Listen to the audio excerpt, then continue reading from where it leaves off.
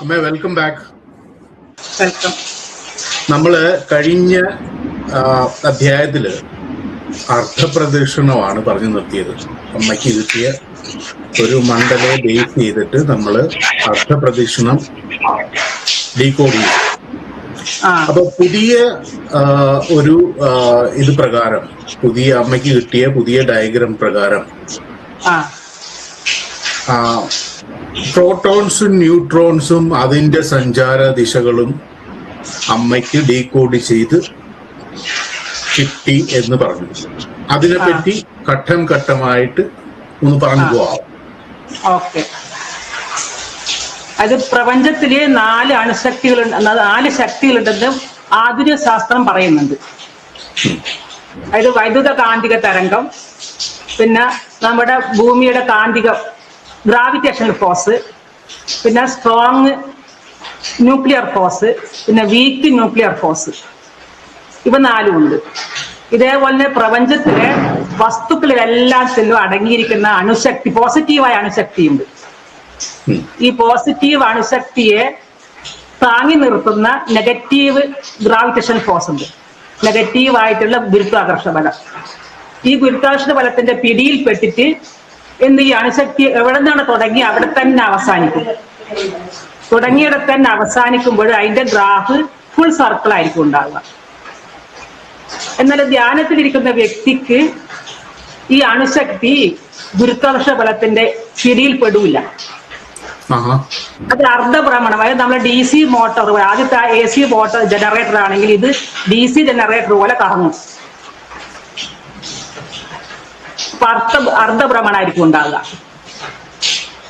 ആ അർദ്ധഭ്രമണങ്ങൾ ചേരുമ്പോഴും നമുക്ക് ഓരോ ചക്രങ്ങളായിരുന്നു, ഓരോ ഇതിലുള്ള ചക്രങ്ങളായിട്ടാണ് മാറുക.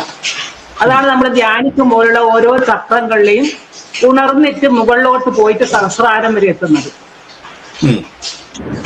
അതിൽ 360 ഡിഗ്രി കറങ്ങുമ്പോഴാണ് സഹസ്രാരത്തിൽ നമുക്ക് 1000 ദളങ്ങൾ, അത് 1000 പൂർണ്ണ ചന്ദ്രന്മാർ ഉദിച്ച പോലെ ഈ അണുശക്തി പ്രകാശിക്കും. പിന്നെ ഓരോ നമ്മുടെ വിശുദ്ധി, അങ്ങനെ ഓരോ ചക്രങ്ങൾ ഉണരുന്നതനുസരിച്ച് അവിടുത്തെ ഈ ഭ്രമണത്തിൽ, അതായത് നമ്മൾ അർദ്ധഭ്രമണം ഉണ്ടാകുന്ന ഈ അണുശക്തിയുടെ ചലനം അല്ലെങ്കിൽ ഊർജ പ്രവാഹം അർദ്ധവൃത്താകൃതിയിൽ ഓരോ ദളങ്ങളായിട്ട് മാറും. അമ്മ, എനിക്ക് 2 or 3 ഡയഗ്രാം അമ്മയ്ക്ക് സ്വപ്നത്തിലൂടെ കിട്ടിയ ഡയഗ്രാം അമ്മ വരച്ച് ഷെയർ ചെയ്തിട്ടുണ്ട്. അപ്പൊ ഞാൻ ആ ഡയഗ്രത്തിലേക്ക് വരുവാണെന്നുണ്ടെങ്കിൽ അമ്മയ്ക്ക് അതിനെ ബേസ് ചെയ്ത് എക്സ്പ്ലെയിൻ ചെയ്യാൻ പറ്റുമോ? ഞാൻ അതിലേക്ക് വരാം. ഓക്കെ.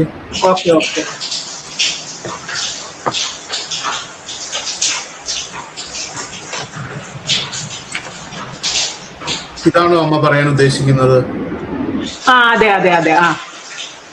ഓരോ ചക്രങ്ങളിലെയും അർദ്ധഭ്രമം ഉണ്ടാകുമ്പോഴാണ് ഈ അണുശക്തി, നമ്മളുടെ അണുശക്തി മുകളിലോട്ട് ഉയരുമ്പോഴും ഓരോ ചക്രങ്ങളിലും ഓരോ ദളങ്ങളായിട്ട് മാറും.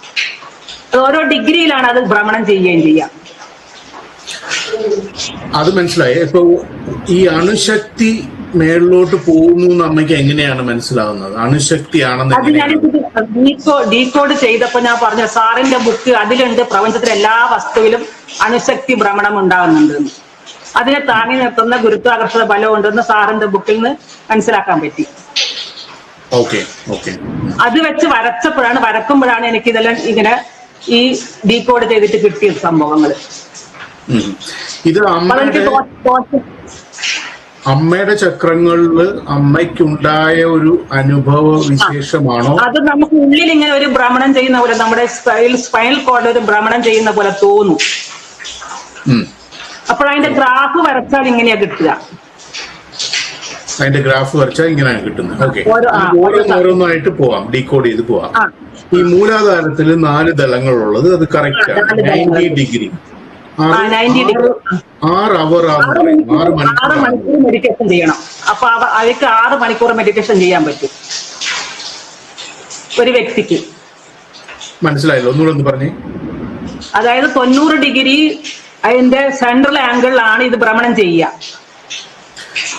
അപ്പോൾ ആ വ്യക്തി 6 മണിക്കൂർ മെഡിറ്റേഷൻ ചെയ്യുമ്പോൾ അയാളുടെ ഈ അണുശക്തി 90 ഡിഗ്രിയിൽ കറങ്ങിയിട്ട് ഈ 4 ദളങ്ങളുള്ള ഈ, അതായത് താമര എന്ന് നമുക്ക് സങ്കല്പിക്കാം.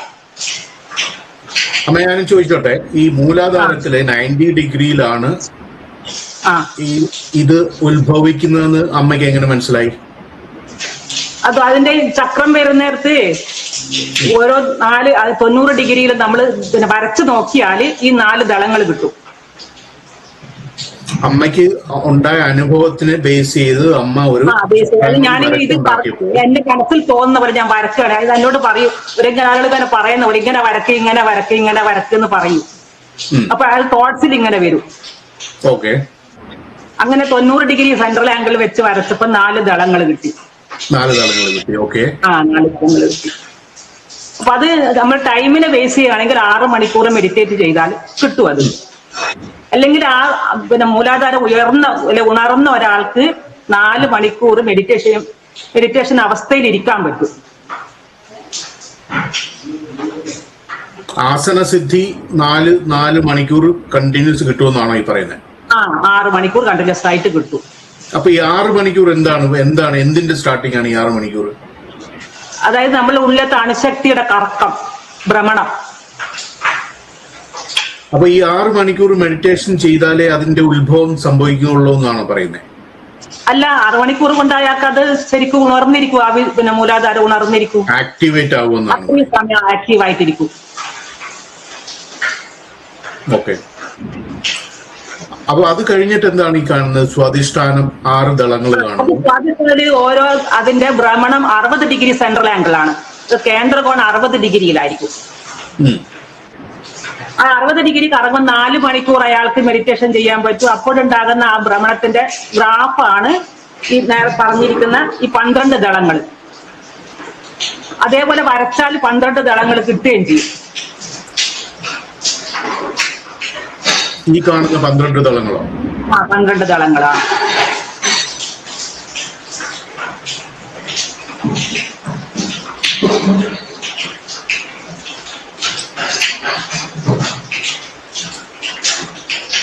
ഈ 4 മണിക്കൂർ എന്താണ്? 4 മണിക്കൂറായി, അതായത് ആ സ്വാധിഷ്ഠാനം ഉണർന്നിരിക്കുന്ന ആൾക്ക് 4 മണിക്കൂർ നേരം അയാൾക്ക് മെഡിറ്റേഷൻ ചെയ്യാൻ പറ്റും. ആ അവസ്ഥയിൽ തന്നെ നിൽക്കാൻ പറ്റും. അപ്പോ ഒരു എൻലൈറ്റ്മെന്റ് എന്ന് പറയുന്നത് മൂലാധാരവും സ്വാധിഷ്ഠാനവും മണിപ്പൂരവും അനാഹതയും വിശുദ്ധിയും ആജ്ഞയും സഹസ്രാരവും എല്ലാം ആക്ടിവേറ്റ് ആകുന്ന ഒരു സംഭവമല്ലേ? അതെ അതെ, അത് അപ്പൊ ഒരാൾക്ക് എൻലൈറ്റ്മെന്റ് എന്ന് പറയുമ്പോ ഇത്രയും മണിക്കൂറുകൾ ധ്യാനം ചെയ്യണമെന്നാണോ അമ്മ പറയുന്നത്? 6 പൂർണ്ണമായിട്ട് ഉണർന്ന ആൾക്ക് 24 മണിക്കൂറും ചെയ്യാൻ പറ്റും. സഹസ്രാരം ഉണർന്ന ആൾക്ക്. അല്ലാത്ത മറ്റ് ബാക്കി ചക്രങ്ങൾ ഉണർന്ന ആർക്കും ആണ് ഓരോ സമയം വെച്ചിരിക്കുന്നത്. 4 മണിക്കൂർ, അതേപോലെ പിന്നെ 22 അകന്നേരത്ത് 24 മണിക്കൂർ സഹസ്രാരം. പിന്നെ അനാഹതമാണെങ്കിൽ അവിടെ 2 മണിക്കൂർ ചെയ്യുമ്പോൾ കിട്ടും. അനാഹതത്തിന് അനാഹതത്തിന് 2 മണിക്കൂർ മെഡിറ്റേഷൻ ചെയ്യാൻ പറ്റും. അപ്പൊ ഇപ്പൊ പുതുമയിലുള്ള ഒരാള് ആദ്യമായിട്ട് ചെയ്യുന്ന ഒരാള് മൂലാധാരത്തിൽ ആദ്യമായിട്ട് ചെയ്ത് ഉണർന്ന ആൾക്കേ അത് പറ്റും. അത്രയും സമയത്ത് ഇപ്പൊ ബുദ്ധനല്ല 24 മണിക്കൂർ. മനസ്സിലായില്ലോ? ഒന്നുകൂടെ പറഞ്ഞേ. അതായത് ബുദ്ധനെല്ലാം അത്രയും സമയം 24 മണിക്കൂറിലധികം ദിവസങ്ങളോളം ചെയ്യാൻ പറ്റുന്നുണ്ടല്ലോ ബുദ്ധൻ. ഓക്കെ, അതേപോലെ നമുക്കിത് ഓരോ ചക്രങ്ങൾ ഉണർന്ന ആൾക്ക് അത്രയും സമയം ഒരേ മെഡിറ്റേഷൻ അവസ്ഥയിൽ തന്നെ അതേ അവസ്ഥയിൽ തുടരാൻ പറ്റും. മനസ്സിലായി. ഓക്കെ, അങ്ങനെയാണ് ഒരു ആസന സിദ്ധിയിൽ ഒത്തിരി സമയങ്ങള് ദിവസങ്ങളോളം യോഗികൾ ഇരിക്കുന്നത്. ഓക്കെ, അത് വ്യക്തമായി. അപ്പോ എന്റെ ചോദ്യം അതല്ലേ, നമ്മളിപ്പോൾ പുതിയ ഒരാള് യോഗ എന്താന്ന് അറിയാൻ വയ്യാത്ത ഒരാള് അയാൾ വരുമ്പോൾ എന്താണ് നടക്കുന്നത് ഇവിടെ? അയാൾക്കത് പെട്ടെന്ന് കിട്ടണമെന്നില്ല. അത് അയാളുടെ പരിശ്രമം പോലെ എത്ര സമയം ഇരുന്നാലാണ് ആദ്യത്തെ കിട്ടുന്നത്, ഏത് സ്റ്റേജിലാണ്, എത്ര മണിക്കൂർ ഇരുന്നാലാണോ കിട്ടുന്നത്, അത് അയാൾക്ക് തന്നെ അനുഭവപ്പെടും. ഉള്ളില് നമുക്ക് ഈ നമ്മുടെ ഈ സ്പൈനൽ കോഡിന്റെ അകത്ത് അതിനുള്ള വൈബ്രേഷനോ അല്ലെങ്കിൽ നമുക്ക് ഒരു വെയിറ്റ്ലെസ് ഉണ്ടാവും. അല്ലെങ്കിൽ അതിനെ കുറിച്ചുള്ള ഒരു നമുക്ക് ഉള്ളിൽ തന്നെ ഒരു നമ്മളിങ്ങനെ ആടുന്ന പോലെ തോന്നും. അത് പാമ്പാടുക എന്ന് പറയുന്ന പോലെ ആടുന്നത് പോലെ. അതെല്ലാം ശരിയാണ് അമ്മ. എന്റെ ചോദ്യം അതല്ല. എന്റെ ചോദ്യം, ആദ്യം വരുന്ന ഒരാൾ എവിടെ ആയിരിക്കണം ആക്ടിവേറ്റ് ചെയ്യേണ്ടത്, എത്ര ആദ്യം വരുന്നത് മൂലാധാരം ആദ്യം ഫസ്റ്റ് ആക്ടിവേറ്റഡ് ആണ്. അത് അയാൾ തന്നെ ശ്രമിക്കണേ, നമുക്കൊരാൾക്കും പറ്റില്ല. സ്വയം തന്നെ ശ്രമിച്ചാൽ കിട്ടുകയും ചെയ്യും. ചിലപ്പോൾ അയാൾക്ക് ദിവസങ്ങളോളം വേണ്ടി വരും, അല്ലെങ്കിൽ മാസങ്ങളോളം വേണ്ടി വരും. അത് എപ്പോഴാണ് അയാൾക്ക് ആക്റ്റീവ് ആകുന്നത്, അത് ആക്റ്റീവായി കഴിഞ്ഞാൽ പിന്നീട് ഓരോന്നും ആക്റ്റീവ് ആകാൻ ഈ പറഞ്ഞ ഓരോ സമയങ്ങളിലും അയാൾ ശ്രമിക്കുകയാണെങ്കിൽ അയാളുടെ ഓരോ ചക്രങ്ങൾ ഉണർന്നു വരാൻ പറ്റുമെന്നാണ് എനിക്ക് കിട്ടിയിരിക്കുന്നത്. അത് അതായത് എന്റെ ഉള്ളിലൊക്കെ ശക്തി പറഞ്ഞിരിക്കുന്ന ആശയം. ഓക്കെ, ഈ ഡയഗ്രം എന്താണ് അമ്മ എന്താണ് റെപ്രസെന്റ് ചെയ്യുന്നത്? അത് 1, 2, 3, 6 ദളങ്ങൾ. 6 ദളങ്ങൾ ഒരു സ്വാധിഷ്ഠാനം ഉണരുമ്പോഴാണ് 6 ദളങ്ങൾ ഉണ്ടാകുന്നത്. ഉയരുമ്പോ ഇങ്ങനെ ആയിരിക്കും അതിന്റെ ഒരു 6 ദളങ്ങൾ ഉണ്ടാവും പോക്ക്. അപ്പൊ ഇതെന്താണ്? അത് 4 ദളങ്ങളുള്ള 90 ഡിഗ്രി മൂലാധാരത്തിന്റെ. ഓക്കെ. ഇതോ 2 ആജ്ഞാചക്രത്തിന്റെ 150 ഡിഗ്രി കറങ്ങുമ്പോൾ ഉണ്ടാകുന്ന. അത് 12 മണിക്കൂർ അയാൾ മെഡിറ്റേറ്റ് ചെയ്യേണ്ടി വരും. ഓക്കെ. അപ്പൊ ഇവിടെ മണിപൂരകവും അനാഹതയും റെപ്രസെന്റ് ചെയ്തിട്ടില്ല, വിശുദ്ധിയും റെപ്രസെന്റ് ചെയ്തിട്ടില്ല. അത് എനിക്ക് ശരിക്ക് പെർഫെക്റ്റ് ആയിട്ട് വരക്കാൻ പറ്റുന്നില്ല, അതുകൊണ്ടാണ് വരക്കാതിരുന്നത്. പെർഫെക്ഷൻ കിട്ടുന്നില്ല. വരയ്ക്കാൻ പറ്റാതിരുന്നത് അതതിന്റെ ഈ ഓരോ ദളങ്ങൾക്കും പെർഫെക്ഷൻ വേണ്ടേ, സിമിട്രിക് ആയിട്ട് കിട്ടുന്നില്ല. അതുകൊണ്ട് അത് ഞാൻ റഫായിട്ട് വരച്ചതുണ്ട്, പക്ഷെ വിനോജിക്ക് അയച്ചു തന്നിട്ടില്ല. ഓക്കെ, മേ ബി അത് നമ്മൾ ഒരു 2D റെപ്രസെന്റ് ചെയ്യാൻ പറ്റാതായിരിക്കാം. അല്ല, 3D റഫായി ഞാൻ അന്ന് 24 സർക്കിൾ അതിന്റെ അയച്ചു തന്നിട്ടില്ലേ, ഒരു 24 ഹാഫ് സർക്കിളിന്റെ അതേപോലെ തന്നെ കിട്ടും. അതുപോലെ തന്നെ സഹസ്രാരവും ഇതിനകത്ത് റെപ്രസെന്റേഷൻ ഇല്ല, ആജ്ഞ വരെ ഉള്ളൂ. അത്രയും വരക്കാൻ അത് ഏയ്ക്ക് പറ്റിയില്ല, ഏയും പറഞ്ഞ് പറ്റൂല എന്ന് പറഞ്ഞു. അപ്പൊ സഹസ്രാരത്തിന്റെ റെപ്രസെന്റേഷൻ എങ്ങനെയായിരിക്കും? അത് 360 ഡിഗ്രിയിൽ അതിങ്ങനെ ഭ്രമണം ചെയ്തുകൊണ്ടിരിക്കും. അപ്പോഴും നമുക്ക് 1000 ദളങ്ങൾ, അത് 1000 പൂർണ്ണചന്ദ്രന്മാർ ഉദിച്ചതുപോലെ നമ്മുടെ ഈ അണുശക്തി പ്രകാശിക്കും. 24 മണിക്കൂർ അല്ലേ? 24. ആ വ്യക്തിക്ക് 24 മണിക്കൂർ അതിൽ കൂടുതൽ അയാൾക്ക് ധ്യാനത്തിലിരിക്കാൻ പറ്റും. അപ്പൊ ഈ അർത്ഥപ്രദക്ഷിണവും ശിവന്റെ അർത്ഥപ്രദക്ഷിണവും ഈ ചക്രങ്ങളും ഈ ഗ്രാഫും എങ്ങനെ അമ്മ അത് കോറിലേറ്റ് ചെയ്യുന്നു? അതായത് ഞാനിങ്ങനെ ഇത് വരച്ചുകൊണ്ടിരിക്കുമ്പോൾ എനിക്ക് ഇത് ഉള്ളിൽ തന്നെ തോന്നുകയാണ് ചെയ്യുക. അതിന് റഫർ ചെയ്യാൻ വേണ്ടി സാറിന്റെ ബുക്ക് ഞാൻ പരിശോധിച്ചു. അപ്പോഴാണ് ഈ അണുശക്തിനെ കുറിച്ചും അതിനെ ഈ സ്വാധീനിക്കുന്ന അല്ലെങ്കിൽ അതിന്റെ പിടിയിൽ അകപ്പെടുന്ന ഗുരുത്വാകർഷണ ബലവും കിട്ടിയത്. നമ്മൾ ധ്യാനത്തിലിരിക്കുന്ന ഒരു വ്യക്തിക്ക് ഈ ഗുരുത്വാകർഷണം നമ്മൾ ആകർഷിക്കും, നമുക്ക് ആ പിടിയിൽ നമ്മൾ അകപ്പെടില്ല. അപ്പൊ നമ്മൾ അണുശക്തി മാത്രം മുകളിലോട്ട് ഉയർന്നു പോകും.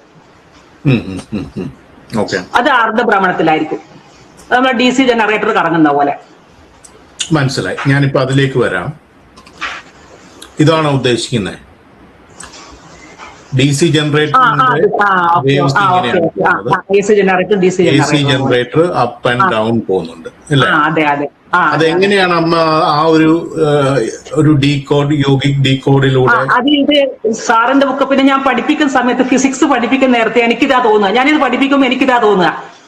അപ്പൊ കുറച്ചു നേരം ഞാൻ സ്റ്റക്കാവും. എന്നിട്ട് പിന്നീട് കുട്ടികൾ ചോദിക്കും എന്താ ടീച്ചറെ സ്റ്റക്കായെന്ന്. അപ്പൊ എനിക്ക് എന്റെ സങ്കല്പത്തിൽ ഇതാണ്, ഇത് നമ്മുടെ ശിവഭഗവാനെ അർദ്ധപ്രദക്ഷിണം ചെയ്യുന്നതാണ്, മറ്റേത് മറ്റു ക്ഷേത്രങ്ങളിലെ പ്രദക്ഷിണം ചെയ്യുന്നതാണെന്ന് എനിക്ക് അന്നേരം മനസ്സിൽ അങ്ങനെയാണ് തോന്നുന്നത്. ഇതില് മറ്റു ക്ഷേത്രങ്ങൾ ഏതാണ്? അതായത് നമ്മുടെ എല്ലാ ക്ഷേത്രങ്ങളും ഫുൾ മുഴുവനായിട്ട് പ്രദക്ഷിണം ചെയ്യൂലേ? അതല്ല AC എന്ന് പറയുന്നത്? AC എന്ന് പറയുന്നത് അല്ലേ? അപ്പൊ നമ്മൾ എല്ലാ വ്യക്തികളും DC ആണ് ശിവാലയങ്ങള്. അതെ, DC ശിവാലയങ്ങള്. അവിടെ അർദ്ധപ്രദക്ഷിണം നടത്തുക, മുഴുവനായിട്ട് പ്രദക്ഷിണം നമ്മൾ ചെയ്യൂലോ ക്ഷേത്രങ്ങളില്, ശിവക്ഷേത്രങ്ങളില്. അപ്പൊ അമ്മയുടെ അഭിപ്രായത്തില് നമ്മൾ ഈ ശിവക്ഷേത്രത്തിൽ പോകുന്നതും മറ്റുള്ള ക്ഷേത്രങ്ങളിൽ പോകുന്നതും തമ്മിലുള്ള ആ ഒരു വ്യത്യാസം എന്താണ്? ആ വ്യത്യാസം വെച്ചാൽ നമുക്ക് ഭഗവാന്റെ അണുശക്തിയിൽ തന്നെ നമുക്ക് തുടരാൻ പറ്റും. ഗുരുത്വാകർഷണ ബലത്തിനെതിരായിട്ട് നമ്മളെ പിടിച്ച് ഈ സീറോയിൽ തന്നെ, അത് 0 തുടങ്ങിയ അടുത്ത് തന്നെ കൊണ്ടുപോകില്ല, നമ്മൾ ഉയർത്തി കൊണ്ടുപോകും. അപ്പൊ പൂജ അങ്ങനെയാണ് എന്ന് പറയുന്നത് എന്താണ്? പൂജ ഈ ദേവിയാണ്. ഓരോന്നിന്റെ അണുശക്തി ആരംഭിച്ച സ്ഥലമാണ്. ആ ആരംഭിച്ച സ്ഥലത്തിനെ നമ്മൾ തിരിച്ചെത്തുന്നത്. നമ്മളുടെ ഉള്ള ശക്തിയും എല്ലാ വസ്തുവിലെ ശക്തിയും എവിടെയാണ് തുടങ്ങിയത് അവിടെ തന്നെ അവസാനിക്കും ഈ ഗുരുത്വാകർഷണ ബലത്തിൽപ്പെട്ടിട്ട്. 01 എന്നത് യൂട്യൂബിൽ ഒരു വാസി യോഗ എന്നുള്ള അതിൽ ഈ 01 ആണ് ഉപയോഗിക്കുന്നത് മനസ്സിലാക്കാൻ പറ്റി. 01 എന്ന് പറയുന്നത് ബൈനറി ആണ്. അതെ അതെ അതെ നമ്മളുടെ ഇപ്പോഴത്തെ ലോകത്തിന്റെ എല്ലാ ബേസിന്റെയും ആധാരം അതാണ്. കമ്പ്യൂട്ടർ ആയാലും കോഡിംഗ് ആയാലും എന്താണേലും 01 ബേസ് ആണ് പോകുന്നത്. അതെ അതെ അതെ അതെ. അപ്പൊ അത് അമ്മയ്ക്ക് എങ്ങനെ അത് റിവീൽ ആയി കിട്ടി എന്നാണ് എന്റെ അത് ചോദ്യം. വാസിയോഗം എന്ന് പറഞ്ഞാൽ അതില് ഞാൻ ഒരു യൂട്യൂബിൽ കണ്ടപ്പോഴ് അതിലെ സാറിൻ യോഗിയുടെ പേര് ഓർമ്മിക്കുന്നില്ല. അദ്ദേഹം പറഞ്ഞ് വാസിയോഗത്തിൽ 0 ശിവനാണെന്നും 1 ശക്തിയാണെന്നും മനസ്സിലാക്കാൻ പറ്റി. ഓക്കെ, അതിലേക്ക് ഞാൻ വരാം. അമ്മ ഇത് ഈ പീരിയോഡിക് ടേബിള് ഇതെന്താണെന്നൊന്ന് അത് നമുക്കതില് ഷെല്ല്, അതായത് ഓരോ ഷെല്ലിലും നമ്മൾ ഇലക്ട്രോൺസ് കറങ്ങുന്നുണ്ടല്ലോ. ഇലക്ട്രോൺസ് എന്റെ സങ്കല്പത്തില് P പ്രോട്ടോൺ പരമേശ്വരനും ഇലക്ട്രോൺ ഈശ്വരിയും അത് N ന്യൂട്രോൺ നാരായണനുമാണ്. അത് -1 + 1 ചേർന്ന് 0 ആകുന്നത്. ഓക്കെ, 0 ശിവനും 1 ശക്തിയും പിന്നെന്താണ്? അതില് -1ഉം +1ഉം അങ്ങനെ ശക്തി വരുമ്പോൾ രണ്ടും ചേർന്ന് 0 ആവും. രണ്ടും നെഗറ്റീവ്. അത് അണുശക്തി പോസിറ്റീവും പിന്നെ നെഗറ്റീവ് ശക്തിയെ ഗുരുത്വാകർഷണ ബലവും. മൂന്നാമത് 0 ആയി. രണ്ടും കൂടി ചേർന്നാൽ +1ഉം -1ഉം ചേർന്ന 0 ആവുമല്ലോ. അപ്പൊ 0 എന്താണ് റെപ്രസെന്റ് ചെയ്യുന്നത്? അതാണ് ന്യൂട്രോൺ നാരായണൻ. പക്ഷെ 0 ശിവനായിട്ടല്ലേ അമ്മ റെപ്രസെന്റ് ചെയ്തത്? വാസിയോഗത്തിൽ അങ്ങനെയാ പറയുന്നത്. വാസിയോഗത്തില് അങ്ങനെയാണ് പറയുന്നത്. നമുക്ക് അതിലേക്ക് വരാം. പ്രോട്ടോണും ന്യൂട്രോണും പ്ലസും മൈനസും 0യുടെ ഉള്ള ആ റിലേറ്റബിലിറ്റി നമുക്ക് ഒന്ന് വിശദീകരിക്കാം, ഒന്നുകൂടെ വ്യക്തമാക്കി. അത് എല്ലാ വസ്തുക്കളിലും നമുക്ക് ഇലക്ട്രോൺ, പ്രോട്ടോൺ, ന്യൂട്രോൺ ഉണ്ടാവുമല്ലോ. അതിൽ എത്ര പ്രോട്ടോൺ ഉണ്ടോ അത്രയും ഇലക്ട്രോണും ഉണ്ടാവും. പോസിറ്റീവ് ചാർജുള്ള പ്രോട്ടോണും ഉണ്ടാവും, നെഗറ്റീവ് ചാർജുള്ള ഇലക്ട്രോണും ഉണ്ടാവും. അത് രണ്ടിന്റെ സമ്മായിട്ടാണ് നമുക്ക് ന്യൂട്രോൺ 0 വരുന്നത്. ഓക്കെ, അതേപോലെ തന്നെയാണ് ഈ ശക്തി. അത് നെഗറ്റീവ്, ഈ നമ്മളെ നേരത്തെ പറഞ്ഞ റെനയോഡൈലത്തിന്റെ +1 -1 അതുപോലെ +2 -2 അതിന്റെ എല്ലാം സമ്മ, അതായത് പ്രപഞ്ചത്തിലെ ആകെ തുക, പ്രപഞ്ചത്തിലെ ഊർജത്തിന്റെ ആകെ തുക 0 ആയിട്ട് മാറും. അതാണ് ന്യൂട്രോൺ ആയിട്ട് വരുന്നത്. ആകെ തുക എന്ന് പറയുന്നത് എന്താ ഉദ്ദേശിക്കുന്നത്? അത് ഊർജത്തിന്റെ പ്രപഞ്ചത്തിലെ ആകെ ഊർജം. അതായത് ഇത് രണ്ടും കൂടെ ഇതായി പോകുന്നത്, ബാലൻസ് ആയി പോകുമ്പോഴാണ് അതെ അല്ലേ? അതെ അതെ അതെ. തുറന്നോളൂ. ഇനി ഇതുപോലെ തന്നെ നമ്മുടെ രസതന്ത്രത്തിലേക്ക് പോവുകയാണെങ്കിൽ ഇതേ സങ്കല്പത്തിൽ എടുക്കുകയാണെങ്കിൽ നമുക്ക് ഇലക്ട്രോണിന്റെ സഞ്ചാരപാത ഇതേപോലെ തന്നെ അവർക്ക് ഓരോ ദളങ്ങളായിട്ട് അതായത് ഗ്രാഫ് അയച്ചു തന്നിട്ടുണ്ട്. അതിലേക്ക് ഞാൻ വരാം. ഒരു മിനിറ്റ്, ഞാനത് ഷെയർ ചെയ്യാം. ഇതല്ലേ? അതെ അതെ അതെ അതെ. ഇതിന്റെ സഞ്ചാരപാത അത് എന്താണെന്ന്, എസ് ബ്ലോക്ക് എന്താണ്, ഡി ബ്ലോക്ക് എന്താണ്, പി ബ്ലോക്ക് എന്താണ്, അതിന്റെ സഞ്ചാരപാത എങ്ങനെയാണ് ഡിഫറൻഷിയേറ്റ് ചെയ്യുന്നതെന്ന് പറയാമോ? എസ് ബ്ലോക്കിൽ നമുക്ക് അറ്റോമിക് നമ്പർ കുറവായിരിക്കുമല്ലോ. അറ്റോമിക് നമ്പർ കുറവുള്ളതല്ല, അതിന്റെ ഇലക്ട്രോൺ വരുന്നത് എസ് ബ്ലോക്കിലായിട്ടാണ് വരിക. അതിൻ്റെതാണ് സർക്കിൾ ആയിട്ട് വരുന്നത്.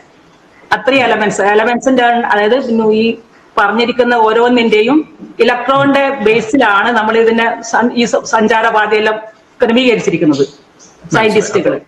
അപ്പൊ അറ്റോമിക് നമ്പർ കുറവുള്ളതാണ് ആ ഒരു റെപ്രസെന്റേഷനിൽ റൗണ്ട് ആയിട്ട് കാണുന്നത്. അതെ. പിന്നെ പി ബ്ലോക്ക് അറ്റോമിക് നമ്പർ കൂടുമ്പോൾ അതിന്റെ ദളങ്ങൾ മാറും, 4 ദളങ്ങളായി മാറും. അതേപോലെ ഡി ബ്ലോക്കിലും. പിന്നെ എഫ് ബ്ലോക്കിലാണ് ഏറ്റവും കൂടുതൽ റേഡിയോ ആക്റ്റീവ് എലമെന്റ്സ് വരുന്നത്. ഒന്ന് ഹോൾഡ് ചെയ്തത്. അപ്പൊ നമ്മള് ഈ 4 ദളങ്ങൾ നമ്മൾ കണ്ടത് സ്വാധിഷ്ഠാനയിലാണ് അമ്മ കണ്ടത് സ്വപ്നം. അതെ അതെ അതെ. അപ്പൊ എന്തുകൊണ്ട് അതും ആ ഒരു റിലേറ്റബിലിറ്റി ഒന്ന് പറഞ്ഞു പോകാവോ? അത് നമ്മൾ ഇതിന്റെ എല്ലാം കേന്ദ്രത്തിൽ അണുശക്തിയാണല്ലോ ഇതിന്റെ ആറ്റത്തിന്റെ സ്ട്രോങ് ന്യൂക്ലിയർ പിന്നെ എനർജി ഉണ്ടല്ലോ. നമ്മളുടെ എനർജിയുടെ കേന്ദ്രം സ്വാധിഷ്ഠാനയാണെന്ന് തോന്നുന്നുണ്ടോ? സ്വാധിഷ്ഠാന ആദ്യം മൂലാധാരത്തിൽ അവിടെ നിന്നാണല്ലോ സ്റ്റാർട്ട് ചെയ്യുന്നത്. എന്തുകൊണ്ട് 4 ദളങ്ങൾ നമ്മൾ സ്വാധിഷ്ഠാനയിൽ അമ്മ കണ്ടു? അല്ല, മൂലാധാരത്തിലാണ് 4 തളങ്ങൾ. മൂലാധാരത്തിൽ 4 മൂലാധാരത്തിലാണ് കണ്ടത്. ഓക്കെ ഓക്കെ, അത് മനസ്സിലായി അതിന്റെ സെൻട്രൽ ആംഗിൾ 90 ഡിഗ്രിയിലാണ് അത് കറങ്ങുക. മനസ്സിലായി മനസ്സിലായി. അതുകൊണ്ടാണ് അങ്ങനെ 4 തളങ്ങൾ അപ്പൊ കിട്ടുന്നത്. കറക്റ്റാണ്. അപ്പൊ ഐ കണക്റ്റഡ് ഔട്ട്. ഓക്കെ, ശരി.